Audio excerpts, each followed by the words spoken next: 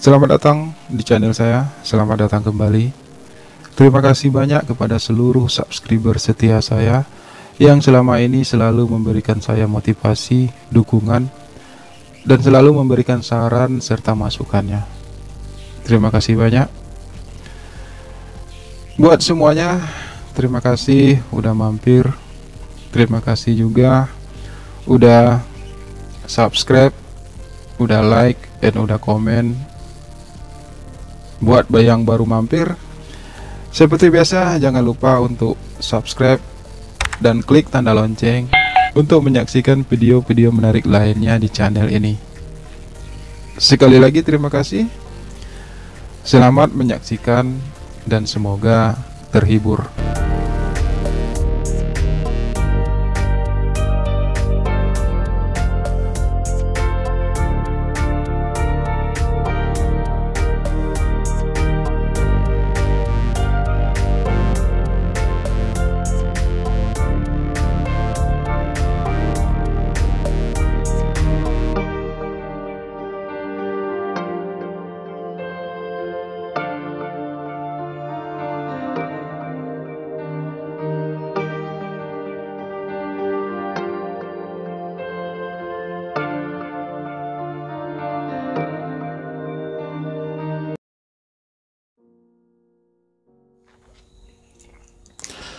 Aku sudah menikah, sudah punya anak perempuan, berumur 3 tahun. Usiaku sendiri sudah hampir 31 tahun. Pernikahanku baik-baik saja, bahkan cukup bahagia. Meski kami masih tinggal satu atap dengan mertua, karena aku sendiri belum memiliki rumah. Lagi pula, rumah mertuaku cukup besar. Aku tinggal dengan istri, anak, dan kedua mertuaku, serta adik ipar laki-laki yang baru berusia 21 tahun. Aku bekerja di sebuah perusahaan kecil di kota ini, sebagai seorang karyawan swasta. Gajiku lumayan lah, cukup untuk memenuhi kebutuhan keluarga kecil kami. Mertuaku sendiri seorang pedagang yang cukup sukses, dan istriku tidak kuperbolehkan bekerja. Cukuplah ia menjaga anak dan mengurus segala keperluan keluarga. Aku seorang laki-laki normal. Aku pernah dengar tentang gay melalui media-media sosial, tapi tak pernah terpikir olehku kalau aku akan mengalaminya sendiri. Bagaimana mungkin seorang laki-laki bisa merasakan kenikmatan dengan laki-laki juga?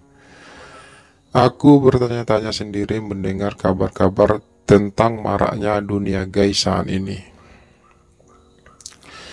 Aku sendiri memiliki hubungan seksual yang cukup baik dengan istriku. Istriku mampu melayaniku dengan baik, begitu juga sebaliknya. Istriku tak pernah mengeluh tentang kepuasan biologisnya. Kadang aku tak habis pikir, mengapa harus ada laki-laki yang menyukai sesama jenis, sementara di dunia ini begitu banyak perempuan. Tapi aku menapik sendiri pertanyaan itu, meski tak kutemukan jawabannya. Hari-hari berlalu seperti biasa, hidup berjalan sebagaimana takdirnya. Meski kadang ada saat di mana aku merasa jenuh dengan rutinitas yang sama setiap hari. Kadang timbul rasa ingin mencoba sesuatu yang baru, berpetualang lagi seperti saat sebelum aku menikah. Namun kemudian semua perasaan itu aku tepis. Ada begitu banyak cinta yang harus aku syukuri, terutama dari anak dan istriku. Hingga suatu malam, saat itu hanya ada aku dan adik iparku di rumah. Istri, anak, dan kedua mertuaku pergi pulang ke kampung, karena ada keluarga yang melangsungkan pernikahan di sana. Aku tidak bisa ikut karena pekerjaan di kantor sedang banyak. Begitu juga adik iparku, Rafif. Ia sedang ada ujian di kampusnya, hingga ia tidak bisa ikut. Malam itu, tiba-tiba hujan turun sangat deras, diiringi suara guntur yang menggelegar. Istri dan mertuaku berangkat pagi tadi ke kampung, dan kemungkinan mereka pulang besok sore. Karena hujan yang begitu lebat, aku memutuskan tidur lebih awal. Saat aku hendak mengganti pakaianku dengan pakaian tidur, tiba-tiba aku mendengar suara ketukan di pintu kamarku. Aku tahu itu Rafif, karena di rumah hanya ada aku dan Rafif. Dengan hanya memakai celana pendek, kubuka pintu kamar. Aku melihat Rafif berdiri di depan pintu memakai piyama tidurnya. "Ada apa, Viv?" tanyaku. "Rafif takut, Bang." Begitu jawabnya. "Takut kenapa?" tanyaku lagi. Suaraku agak keras mengimbangi suara hujan dan guruh di luar. Rafif hanya diam sambil memeluk tubuhnya sendiri. Aku baru ingat kalau ternyata Rafif punya penyakit fobia. Ia sangat takut dengan petir, apalagi mendengar suara guruh yang keras. Istriku pernah cerita, bahkan jika hujan dan petir, biasanya Rafif tidur di kamar ibunya.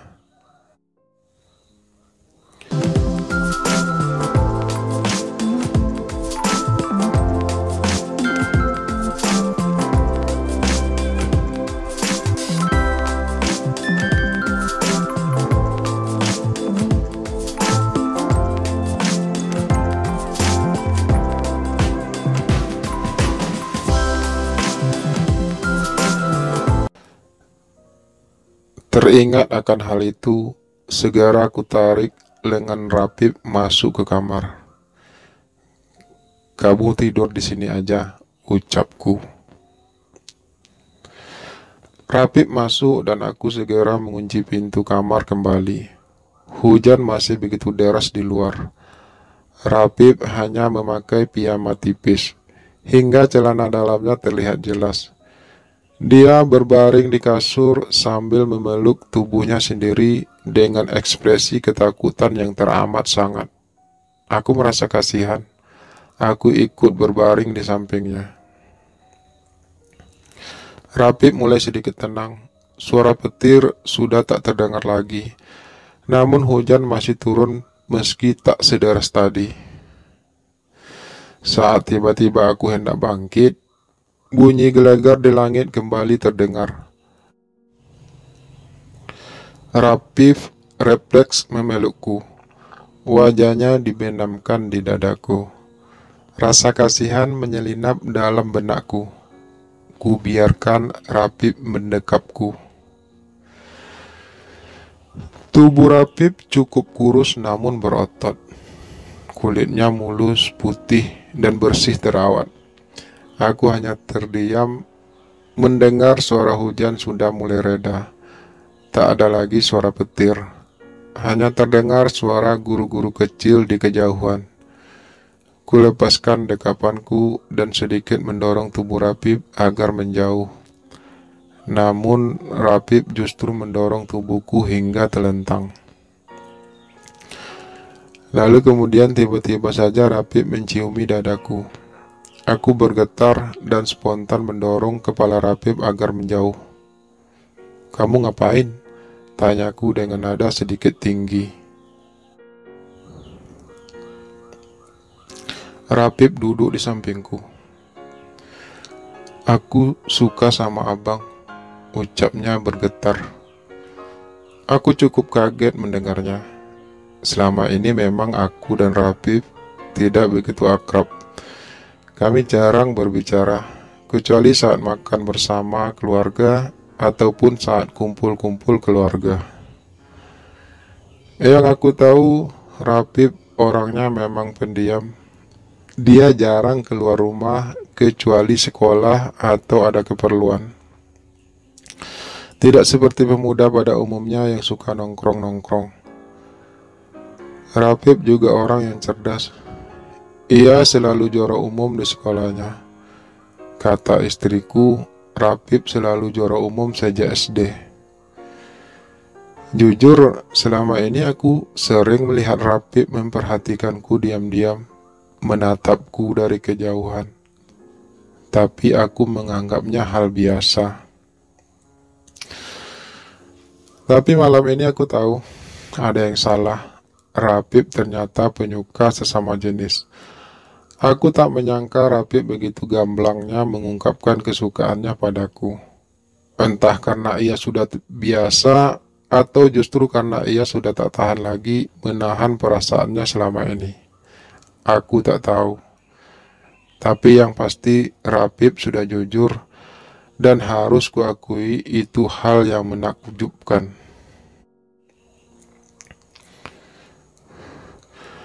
Aku bangkit dari rebahanku, berdiri memunggungi Rapip yang masih duduk di ranjang dan tertunduk. "Kamu gay?"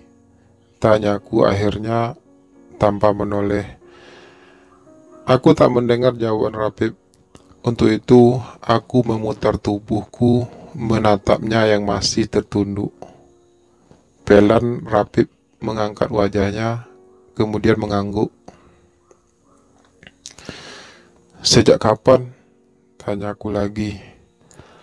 Lama Rapip terdiam, kemudian berdiri dan berujar, "Sejak aku kelas 2 SMP." Suaranya bergetar. Tapi aku belum pernah melakukan hal itu dengan siapapun.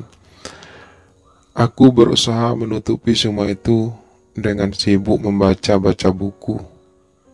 Lanjutnya, aku tak tahu entah mengapa aku lebih suka kepada laki-laki.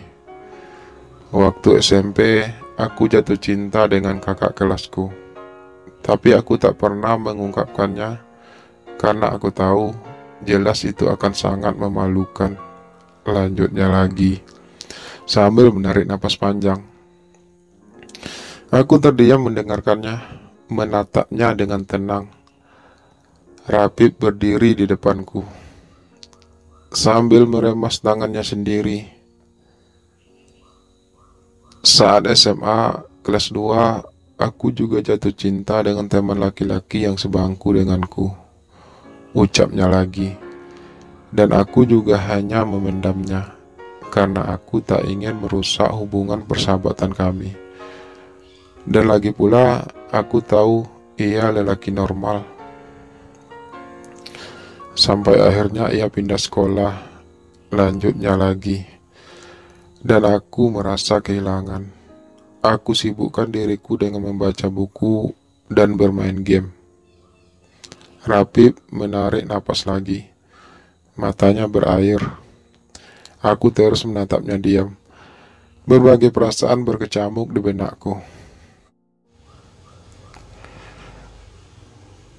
Dan entah apa yang merasukiku, hingga akhir-akhir ini aku sering memperhatikan abang, menatap abang dari kejauhan. Di mataku abang begitu sempurna. Abang orang yang tampan. Badan abang atletis dan dipenuhi bulu-bulu. Aku menyukainya. Aku tahu ini salah, tapi sampai kapan aku sanggup menahan ini semua? Lanjutnya lagi. Setiap kali aku melihat abang, ada keinginan yang begitu besar untuk bisa merasakan nikmatnya tubuh kekar abang. Dan aku tak sanggup menahannya lagi. Aku menginginkannya. Aku menginginkan abang malam ini. Ucap Rapip panjang lebar. Aku terdiam, membisu. Hatiku meragu. Di satu sisi, aku salut dengan kejujurannya. Namun di sisi lain, jelas ini sebuah kesalahan. "Kamu tahu kan, Viv, aku ini abang iparmu," ucapku akhirnya. Rapip mengangguk. Iya, aku tahu, balasnya. Namun perasaan telah berperan dalam kisahku ini. Aku tak peduli siapapun abang saat ini. Yang aku tahu, aku suka sama abang dan menginginkan abang. Lanjutnya. Kembali aku terkesima. Ku tarik napasku perlahan dan menghembuskannya. Jadi sekarang kamu maunya gimana? Tanyaku sekenanya yang tidak tahu apa maksud dari pertanyaanku sendiri. Beri aku kesempatan bang, satu kali saja seumur hidupku bisa merasakan kenikmatan yang aku hayalkan setiap malam. Jawabnya tulus. Setelah ini semua akan berjalan seperti biasa lagi. Aku tidak akan pernah mengungkit-ungkit hal ini lagi. Aku janji bang, ujarnya sedikit memelas. Aku mohon, izinkan aku menikmati tubuh abang malam ini. Suaranya semakin memelas. Sambil ia berjalan ke depan mendekat, aku mundur selangkah. Percayalah bang, seandainya bisa, aku pun tak ingin hal ini terjadi, katanya melihat aku mundur. Aku hanya tak mengerti harus ngapain, jawabku jujur. Rapip tersenyum. Abang nikmatin aja apa yang aku lakukan. Kalau abang jijik, abang pejamkan mata saja, atau enggak abang matikan lampunya, jelasnya. Aku merinding. Jujur, aku cukup kasihan padanya.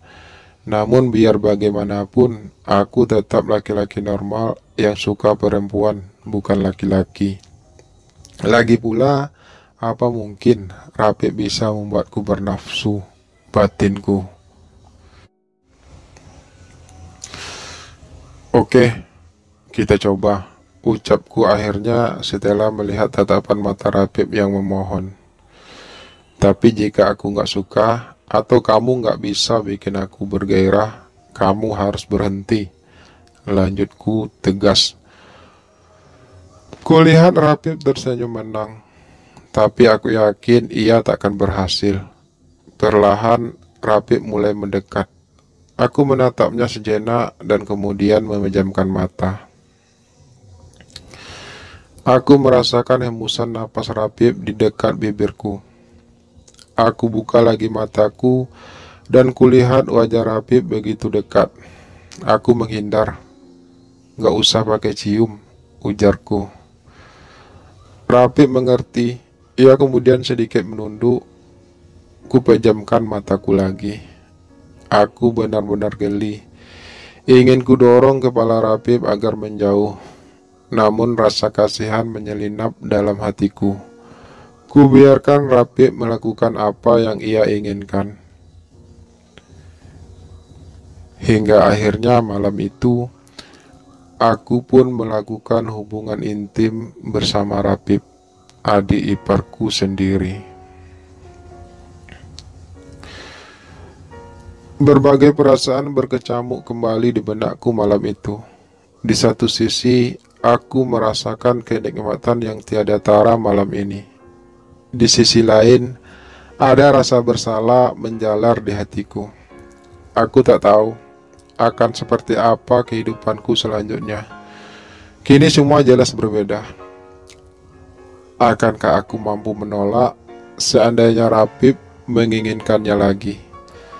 Atau justru aku sendiri yang akan ketagihan dengan kenikmatan ini? Aku masgul. Belum pernah aku merasakan kepuasan seperti yang aku rasakan malam ini. Ku pejamkan mataku, mencoba tertidur. Aku masih merasakan Rapip mengecup pipiku dan melingkarkan tangannya di dadaku. Tangan itu terasa hangat kurasakan. Dielus-elusnya bulu di dadaku, dan entah mengapa aku menyukai elusan itu. Elusan yang begitu lembut dan penuh makna. Sampai akhirnya aku tertidur pulas dengan perasaan puas.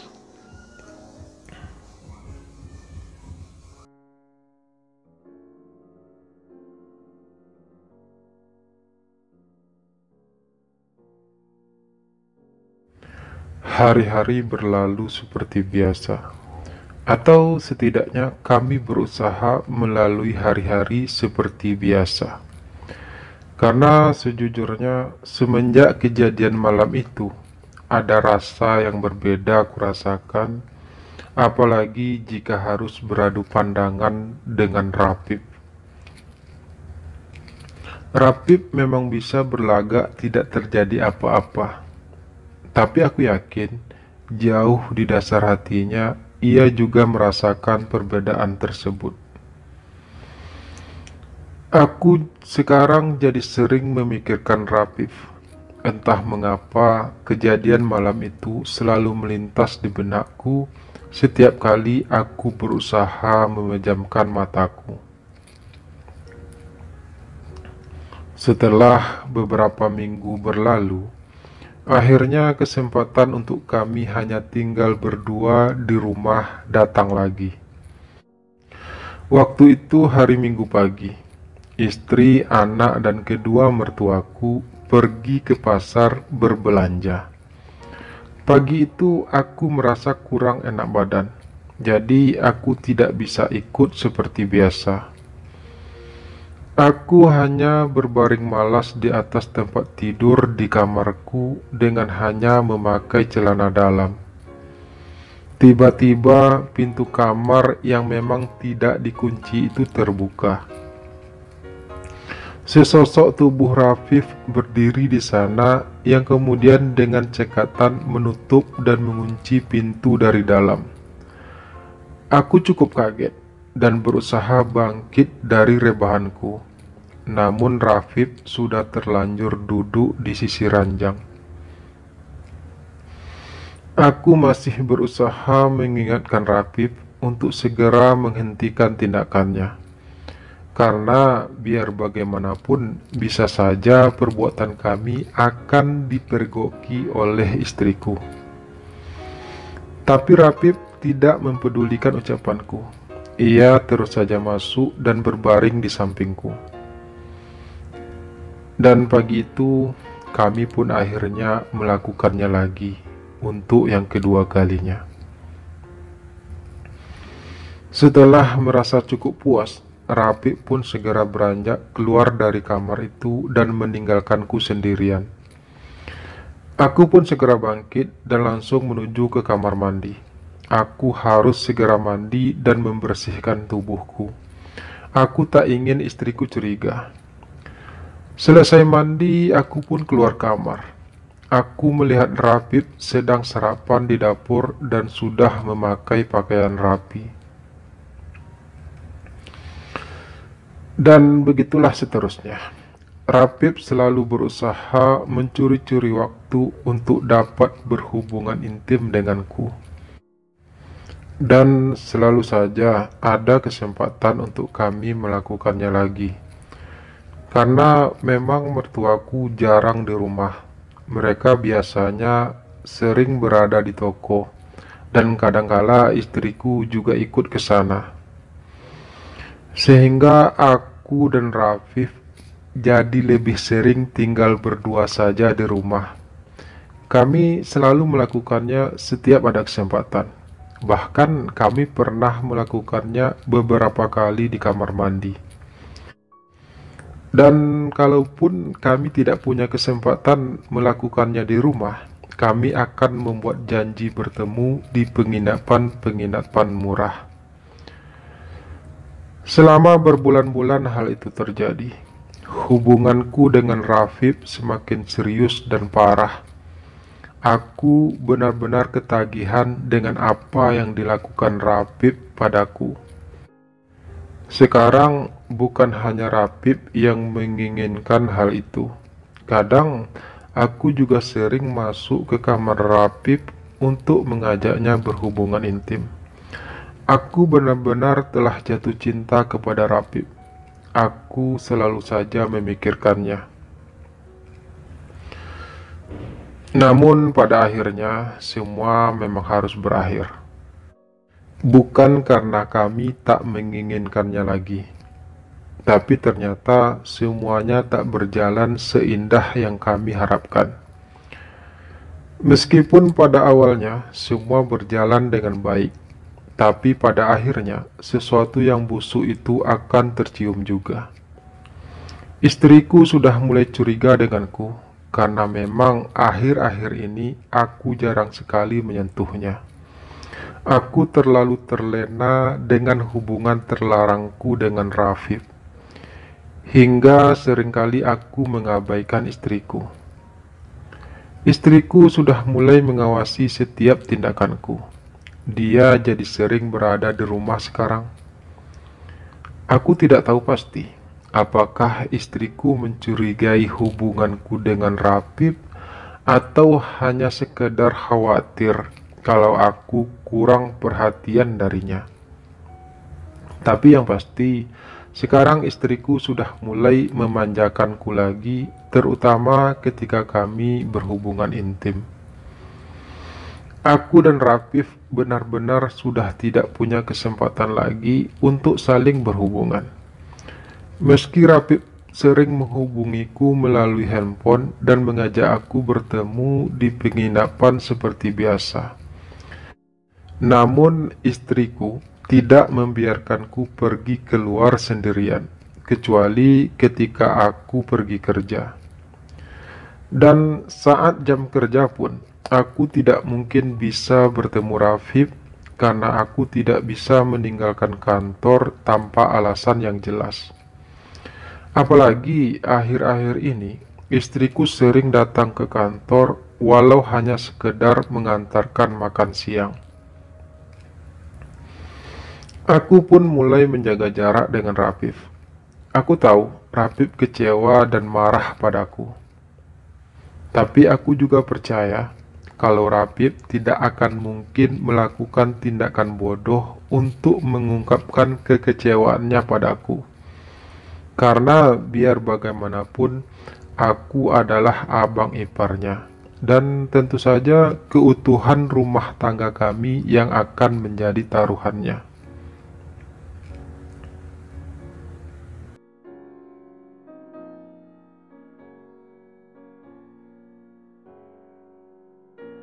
Tapi ternyata dugaanku salah. Rafif jauh lebih nekat dari yang aku perkirakan. Ia akhirnya berani datang ke kantor. Aku cukup terkejut dan sedikit risih, tapi aku mencoba memahaminya. Rafif mengajakku ngobrol di taman depan kantor. Rafif di sana mengungkapkan semua kekecewaannya terhadap sikapku akhir-akhir ini kepadanya. Aku hanya diam mendengarkannya. Setelah puas dengan amarah dan kekesalannya, aku pun mulai memberi pengertian kepada Rafif dan memintanya untuk tidak lagi melanjutkan hubungan kami. Rafif tentu saja tidak bisa menerimanya. Ia segera pergi dari situ dengan keadaan masih sangat marah dan kesal. Aku kembali ke ruang kerjaku dengan masih berharap Rafif mau mengerti dan tidak lagi mengharapkanku. Beberapa jam kemudian, aku mendapat telepon dari istriku yang mengabarkan kalau sekarang ia berada di rumah sakit. Ternyata Rafif mengalami kecelakaan yang sangat parah. Motor yang dikendarai Rafif bertabrakan dengan sebuah mobil. Menurut keterangan dari istriku, kondisi Rafif sangat parah dan masih belum sadarkan diri. Dokter masih berusaha menyelamatkannya. Aku sangat terpukul dan perlahan rasa bersalah merasuki hatiku. Biar bagaimanapun, Rafif belum lama pergi dari kantorku. Dan aku yakin sekali Rafif mengalami kecelakaan karena mengendarai motor dalam keadaan memendam amarahnya kepadaku.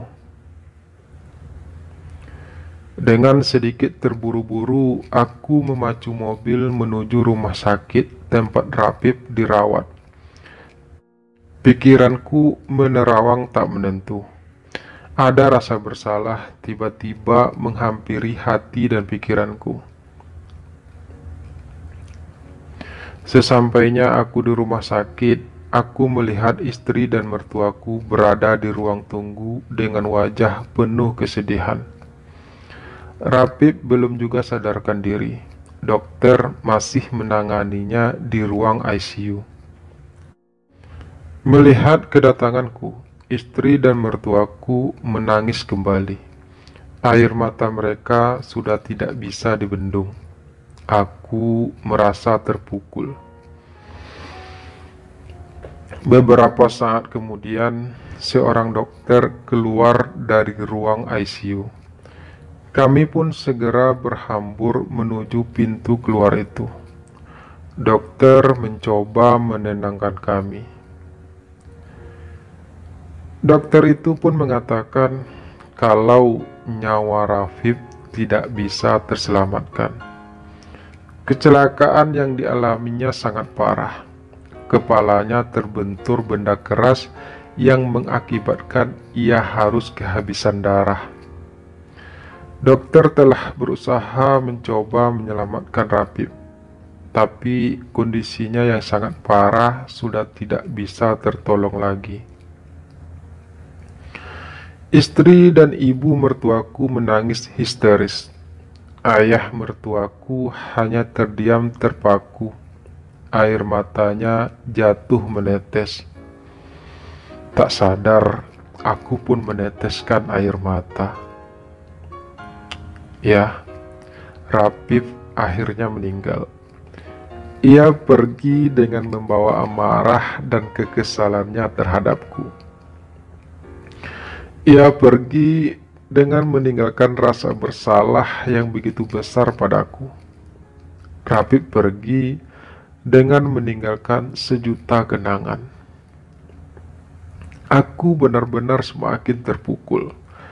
Bukan saja karena Rafif itu adik iparku satu-satunya, tapi juga karena kami pernah punya hubungan spesial. Hubungan istimewa yang hanya menjadi rahasia kami berdua. Hubungan yang penuh dosa dan air mata. Hubungan yang akhirnya harus menjadi penyesalan sepanjang hidupku. Aku tidak mampu berkata apa-apa lagi. Semua telah terjadi, dan itu di luar kendaliku sebagai manusia biasa. Kini aku mencoba menjalani hidupku lagi. Mencoba menata hatiku yang sempat hancur karena kesalahanku sendiri. Mencoba bersikap biasa saja. Seakan-akan tidak pernah terjadi apa-apa antara aku dan Rafif. Aku hanya berharap semoga Rafif bisa memaafkanku dan semoga ia tenang di alam sana.